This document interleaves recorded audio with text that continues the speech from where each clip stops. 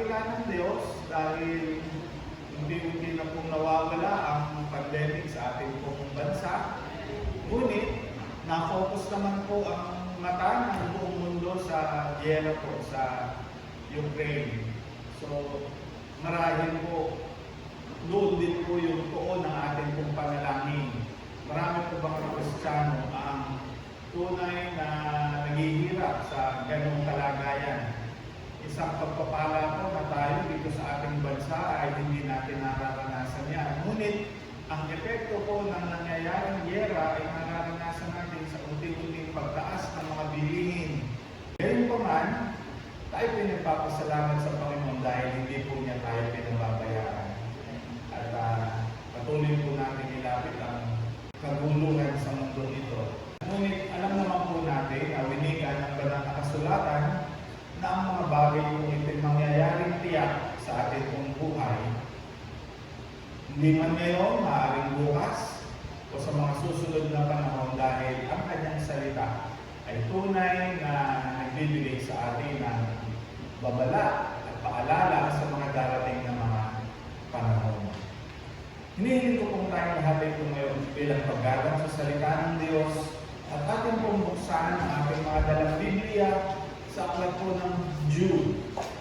In the book of Jude, chapter 1, verse 1 to 7. Kung inyo na pong nakita, sabi po ng banal na kasulatan, Jude, the servant of Jesus Christ and brother of James, to them that are sanctified by God the Father and preserved in Jesus Christ and called.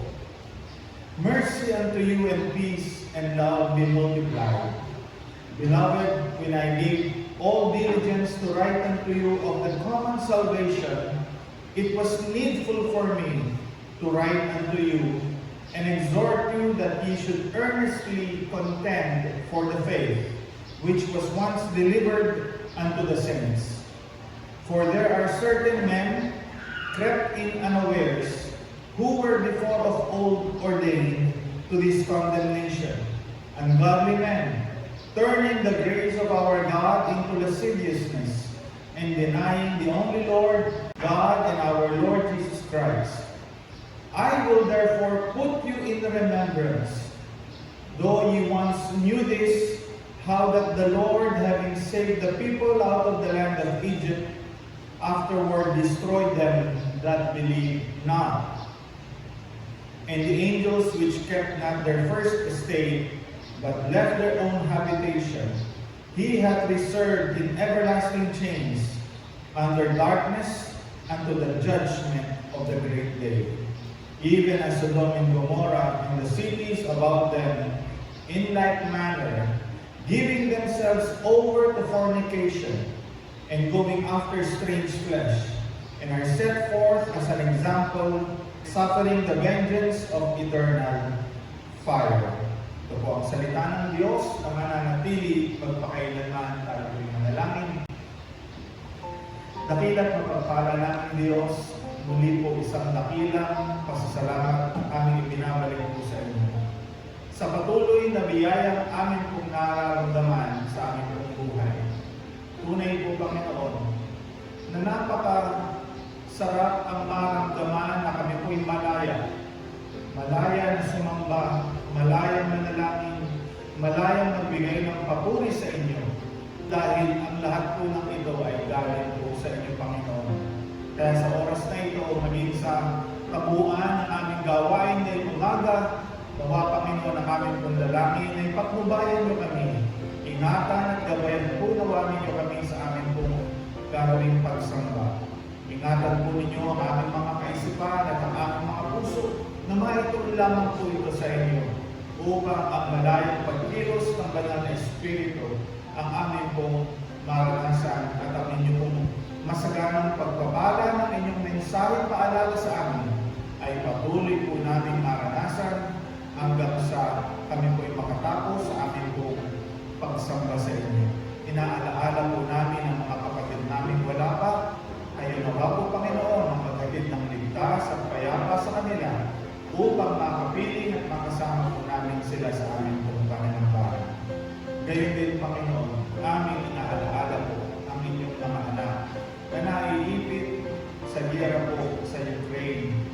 Dalangin po namin, O Diyos, na kayo po nawa at patuloy na magbigay sa kanila ng proteksyon, maging sa lahat ng mga mamamayan ng Ukraine, Panginoon. Dalangin po namin na inyong pong pangunguna at gabay sa kanila, na sila nawa ay makalikas ng payapa patungo sa iba't ibang mga bansa para sila po yung magkaroon ng refuge. Dalangin po namin, O Diyos, na inyong pong pangunguna sa mga pag-uusap na ginaganap na magkaroon na po ng mabuong negosasyon ang mga bansa upang mahintulong po ang gera dito dahil ang mga ordinaryong mamamayan, inosenteng mga mamamayan ang nadadamay po sa ganitong gera. Mga anak po ninyo na nandoon, ingatan nawa po ninyo, Panginoon. Maging ang buong bansa ay amin pong inilalabi sa inyo, maging ang mga pangangampanya, ang lalalapit na halalan. Panginoon, dalangin po namin na kayo po nawa patuloy na magbigay sa amin ng malinaw na kaisipan upang sa pagpili namin ng aming mga susunod na mga pinuno ay ayon po sa inyong kalooban.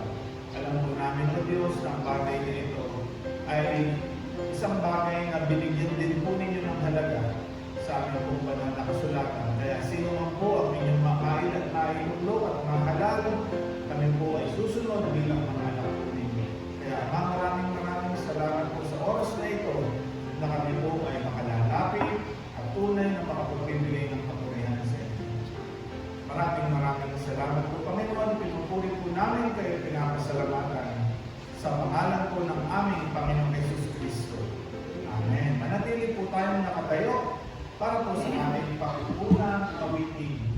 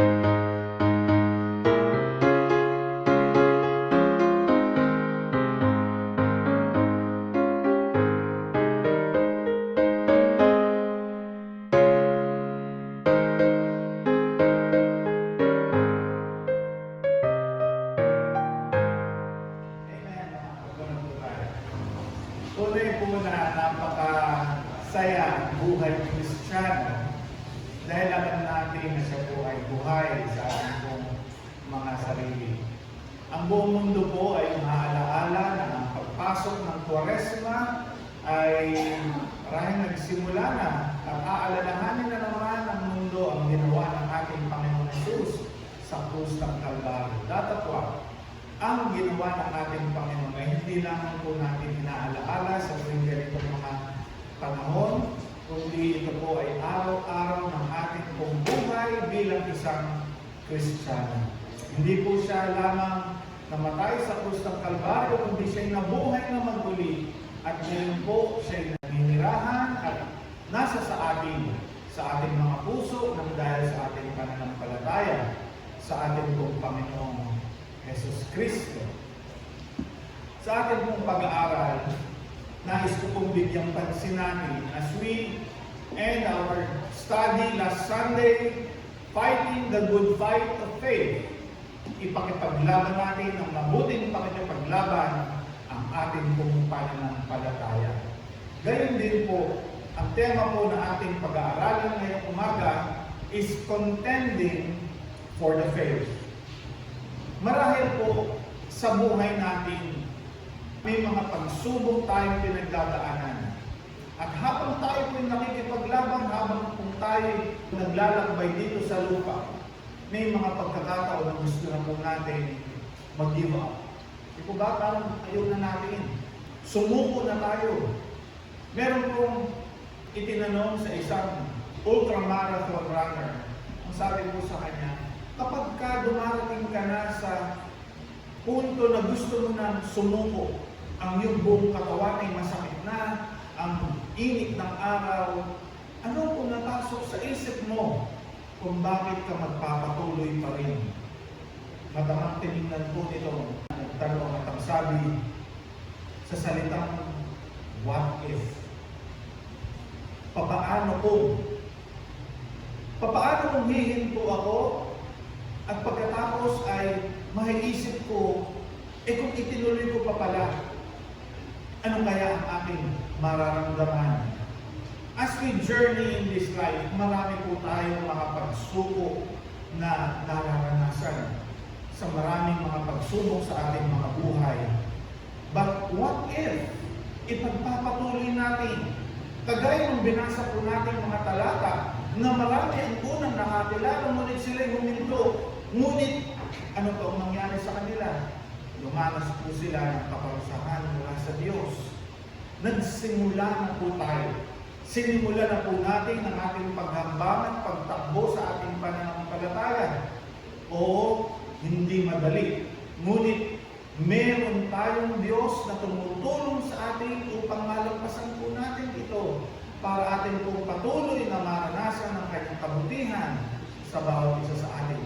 At ang mga bagay po ito ay hindi po nagkukulang para paalalahanan tayo na magpatuloy tayo sa ating pong pagtakbo.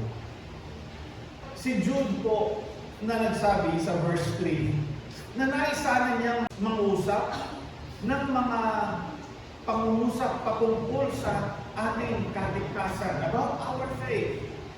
Pero ang sabi po niya, Beloved, when I gave all diligence to write unto you of the common salvation, it was needful for me to write unto you and exhort you that you should earnestly contend for the faith which was once delivered unto the saints. Minabuti kong sulatan kayo at tagubilinan kayo na mataimpin na makipaglaban para sa pananampalataya na minsan lamang ipinagkaloob sa mga pinabanal. Ano po ang ibig sabihin ng contending for the faith? Ito po ay sinulat ni Apostol Pablo sa mga Jewish Christians. Kung mapapansin po ninyo, siya kapatid ni James, ang sabi po sa banal na kasulatan. Si James po ay sumulat sa mga 12 tribes of Israel, to the 12 tribes which were scattered abroad. Sila po'y lumikas ng dahil nga po sa persecution. And this book is written for the Jewish Christians. Na ang sabi po, Contend for the faith. Ipakipaglaban ninyo ang inyong pananampalataya. Ang kanyang naisin is to give a general letter of encouragement para sa lahat, which is common, mapa-Hudyo, mapa-hindi Hudyo. Kundi ito ay isang bagay na nais po niyang ibigay sa atin. At naiba po yung kanyang nais sabihin. Ang nais lamang po niya is to encourage us to contend for the faith. Bakit po ganito ang kanyang sinabi? Ang sabi po kasi niya, it is needful. Mas kailangan ninyo na mabigyan kayo ng encouragement. Tandaan po natin, if in the book of James, he was writing to the 12 tribes which were scattered abroad, maging sa mga Kristiyano po sa Jerusalem, dumaranas din po sila ng persecution. Kaya na po dito, ang simulat po ni Jude ay para paalalahanan tayo. Napakarami po at malalim ang aklat na sinulat po ni Jude. Bagamat ito lamang po isang chapter. Isang chapter po na meron 25 verses. However, marami pong binanggit si Jude patungkol sa mga nais niyang ipaunawa sa mga mananampalataya.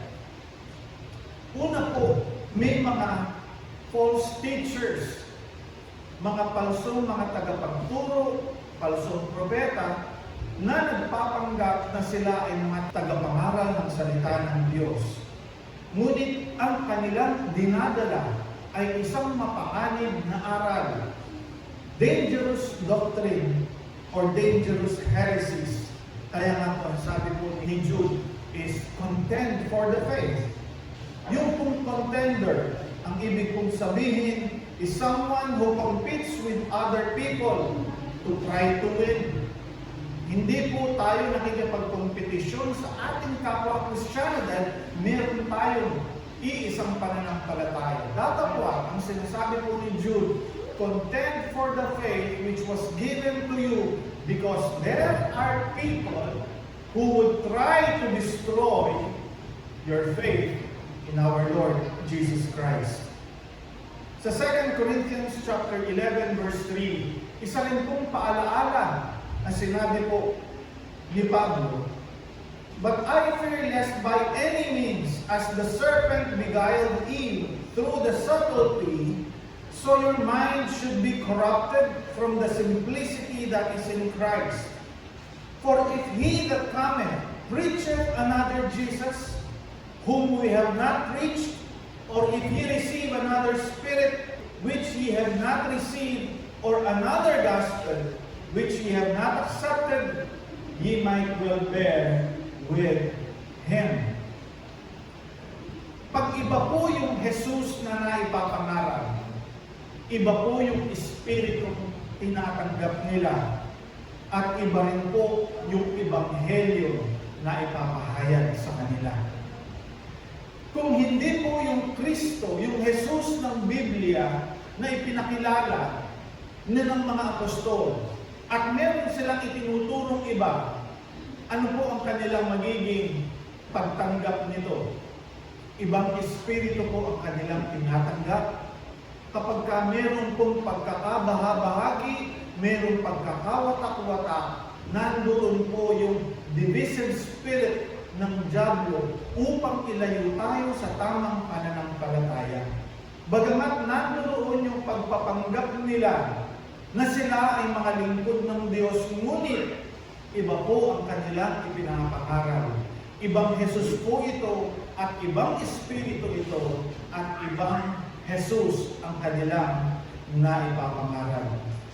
Ito po yung ginamit na halimbawa ni Apostol Pablo na kung papaano pong nilinlang si Eva, ganito rin po malilinlang ang mga tao. Totoo ba na sinabi ng Diyos? Yes, as God said. Tama ba yung sinabi? So, dito po makikita natin the motivation of a bearer of false teaching is to give doubt. Magbibigay po siya ng alinlangan sa ating mga kaisipan para po tayo ay hindi makagawa ng mga bagay. na naaayon po sa sinasabi po ng ating pong Panginoong Diyos. Ngunit kagaya po ng sinabi ni Apostol Pablo sa mga taga-Thessalonica, "For this cause also, thank we God without ceasing." Nandoon yung pasasalamat niya sa mga Kristiyano sa Thessalonica. Ano po yun? Because when ye received the word of God, which ye heard of us, narinig ninyo ito sa amin. Ang sabi po, receive it not as the word of men, but as it is in truth the word of God, which effectually worketh also in you that believe. Ay tinanggap ninyo ito hindi bilang salita ng mga tao, kundi ayon sa katotohanan nito bilang salita ng Diyos, na mabisang gumagawa naman sa inyong mga sumasampalataya. Ano po ang bisa ng isang salita ng Diyos? Ang tanggap natin dito, hindi wika, pangungusap ng tao, kung hindi ito'y nagmumula sa ating pong Panginoong Diyos. At ito ay malayang tinatanggap ng isang mananampalataya bilang salita ng ating pong Panginoong Diyos. Ito po yung pangungusap at salita na unang naipahayag po sa kanila. What was once delivered to the Christians will always stay. Hindi po nababago ang Ebanghelyo. Hindi po nababago ang paraan ng kaligtasan. Kaya kung meron po tayong narinig at nangangaral na nagsasabi ng ibang pamamaraan ng kaligtasan, balikan po natin ang unang mga pangungusap ng mga apostol. Yan po ba ay nasa kanilang mga salita? Baka po tayo malin lang at tayo po ay magkamali ng ating pong paniniwala. Ano po ang kanilang gagawin? Sabi po in Jude verse 4, na pinapalitan ng kahalayan ang biyaya ng ating Diyos, ano pat itinatakwil nila ang ating tanging Panginoong Diyos at ang ating Panginoong Hesus Kristo. Papaano po yung pagtatakwil na sinasabi po ni Jude dito sa kanyang aklat? Yung kinu-question natin o binibigyan natin ng alinlangan, talaga bang si Kristo ay Diyos o siya ba'y tao? Talaga bang siya'y nagkatawang tao o ano pa man? Yung pong pagtatakwil sa pagka-Diyos ng ating Panginoong Hesus ay isang tanda ng mga pangangaral na ibinababa natin ang kalagayan ng ating pong Panginoong Hesus Kristo. Na siya nga po mismo ang nagsabi na siya ang buhay at ang muling pagkabuhay. I am the resurrection and I am the life. I am the living water. Siya na nga ang nagbibigay ng buhay na walang hanggan. Nung papasok ang ating Panginoong Hesus sa Jerusalem, ano po ang sabi nila? Hosanna. Ano po ang ibig sabihin? God with us. At yun lamang po pagtawag na yun sa ating Panginoong Hesus. Kung yun po ay mali, sana'y sinaway po ng ating Panginoong Hesus. Sana'y sinaway na. Pero may nagbawal po doon sa mga taong sumisigaw. Ano po ang sabi ng ating Panginoong Hesus? Huwag mo silang pigilan. Hayaan mo sila. Dahil kung di sisigaw ang mga taong yan, ang mga batong ito, ang sisigaw para magpuri sa ating pong Panginoong Diyos. Andoon po yung pagtanggap ng ating Panginoong Hesus doon sa sinabi ng mga tao sa Kanya. Dahil siya naman pong katotohanan. Kung ang pagkilala natin sa ating Panginoon ay pagbababa sa Kanyang pagka-Panginoon at pagiging Diyos ng ating Panginoong Hesus, ay ibinababa po natin ang ating pagkilala. Itinatakwil po natin ang ating Panginoong Diyos sa Kanyang tunay na kalagayan. Ang pananampalataya po ipinagkatiwala ng Diyos sa mga mananampalataya ay nakasalig po sa ating Panginoong Hesus. Siya ang ating tagapagligtas, the Son of the living God. He is God with us. Matthew 1 verse 23, He is the Word and He is God made in the flesh. John chapter 1 verse 1 to 18. Ito pong pananampalatayang ito ay nakikita sa ating kapahayagan bilang mga mananampalataya. Ang sabi po ni Apostol Pablo kay Timoteo, kagaya po ng ating naging pag-aaral last Sunday, fight the good fight of faith. Ipakipaglaban mo ang mabuting pakikipaglaban sa pamamagitan po ng ating pong mabuting pamumuhay, by our conversation, by the pureness of our character, ng ating pagkatao bilang mananampalataya. Philippians chapter 1 verse 27, Paul says, "Only let your conversation be as becometh the gospel of Christ." Hayaan ninyo na ang inyong mga pangungusap, ang inyong pamumuhay ay maging kagaya ng ebanghelyo ng ating Panginoong Hesus Kristo. Kung susuriin po natin itong talatang ito na sinabi po ni Pablo sa mga taga-Pilipos, as becometh the gospel of Christ. Ano po ba ang ating gospel? It is the death, burial, and resurrection of our Lord Jesus Christ. Parang sinasabi po ni Apostol Pablo sa mga taga-Pilipos, ituring ninyo ang inyong buhay, ang inyong sariling patay na sa mga bagay sa mundong ito. Ipakita ninyo sa inyong mga pagmumuhay, sa inyong mga pag-ugali, sa inyong mga pamumuusap, na si Kristo nga ay tunay na buhay sa inyong mga sarili. It is an expression of a godly character because we are Christians made to be conformed to the image of our Lord Jesus Christ.